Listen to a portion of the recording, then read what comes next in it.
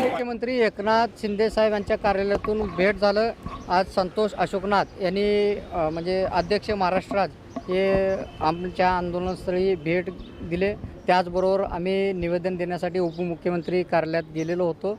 निवेदन आमचं स्वीकारण्यात आलं व त्याचबरोबर आमच्या निवेदनावर तात्काळ कारवाई करण्यात येईल व उपमुख्यमंत्री साहेब एकनाथ शिंदे साहेब यांच्यासोबत बैठक आयोजित करण्यात येणार आहे आणि होमगार्ड बांधवाच्या ज्या मागण्या आहेत ते तात्काळ परिपूर्ण करू असे आश्वासन व त्याचबरोबर बैठकीसंदर्भातला लेखी पत्र आम्हाला उपमुख्यमंत्री कार्यालयातून देण्यात आला आणि आज ह्या लेखी पत्राच्या अनुषंगाने आम्ही कुठेतरी आमच्या आंदोलनाला यश आलेलं आहे आणि होमगार्ड मागण्यासंदर्भात होमगार्डच्या मागण्या तात्काळ पूर्ण होतील असा विश्वास आम्ही व्यक्त करतो आणि आज रोजी जो 11 मेपासून चालू असलेला आंदोलन आहे ते आज आम्ही स्थगित करतो। कोणकोणत्या मागण्या पूर्ण करण्याचं आश्वासन? आता 9 मागण्या आम्ही त्यांच्याकडे मांडलेल्या आहेत। 9च्या 9 मागण्यावर ज्यावेळेस बैठक होईल त्या बैठकीच्या माध्यमातून हा जो काही विश्लेषण होईल त्यामध्ये पण 9च्या 9 मागण्यावर सकारात्मक आहेत ते 9च्या 9 मागण्या रास्त आहेत आणि आपण पूर्ण करू